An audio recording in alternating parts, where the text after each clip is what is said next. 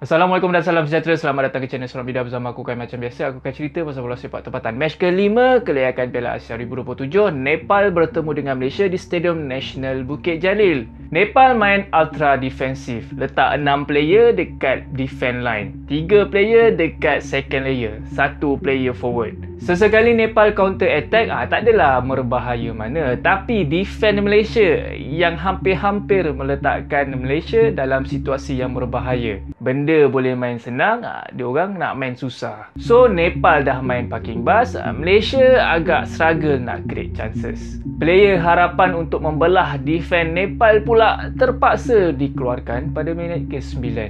Arif Aiman injured hamstring lepas kena tackle dengan player Nepal. Tinggallah Dion Coles dan Matt Davis main dekat flank kanan. Mickey dimasukkan bergantikan Arif Aiman main dekat flank kiri bergandengan dengan Corbin Ong. Malaysia memanglah sekarang ni tengah dalam krisis ketiadaan striker. Tak ada pure striker. Letak Pawi main sebagai striker pun nak nampak dia kekok sikit. Tak se-natural player striker untuk cari space, terima hantaran dan buat try. Taktikal Peter Kalimowski pun nak nampak sama je walaupun tak ada main striker. Masih lagi main bola crossing, hantar bola daripada flank ke dalam kotak penalti. Dan biasanya crossing tu disia-siakan lah sebab masalah striker ni. Mujo assist cantik Pawi daripada tengah padang berjaya disudahkan Mickey. Itu pun gol di second half. Kalau ikutkan ini kali ketiga berturut-turut Malaysia terpaksa comeback di second half. Baru nak score goal time second half. Masukkan striker jadian Paulo Josue dapat penalti rembat ke bulan pula. So bersyukurlah Malaysia menang 0-1.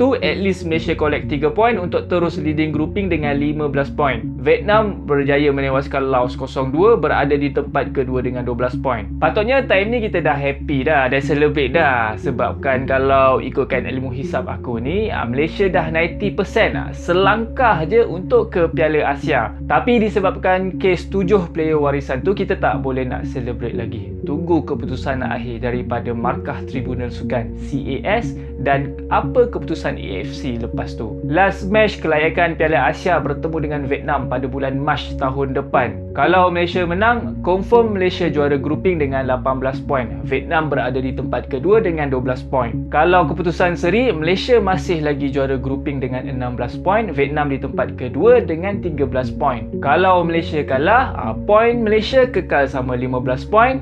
Vietnam akan sama dengan poin Malaysia 15 poin juga.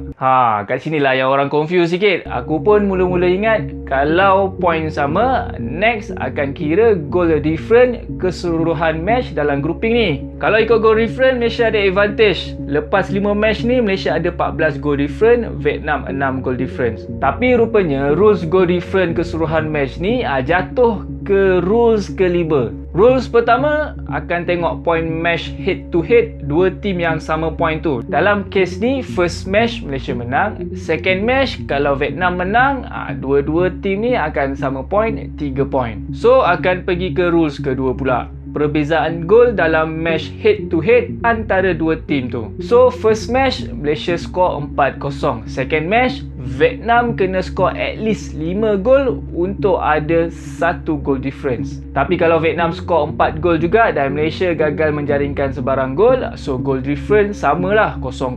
Seterusnya akan pergi ke rules ketiga pula. Akan kira gol yang berjaya dijaringkan dalam match head to head Malaysia dan Vietnam. Kalau sama akan ke next rules. Rules nombor 4 tak apply dekat situasi ni sebab tak ada tim lain yang point sama. So akan jatuh ke rules nombor 5, ambil kira goal difference semua match. Rules yang kita ingat ini menjadi first rule. Total ada 9 rules, korang boleh check balik Tapi ini semua tertaluk kepada keputusan CAS, FIFA, AFC lah. Kalau confirm Malaysia kena tolak point, bolehlah kita ucapkan selamat tinggal kepada Piala Asia 2027 dan mungkin boleh jadi bye-bye juga kepada Piala Asia 2031. Merasalah sekejap naik ranking sampai ke 116.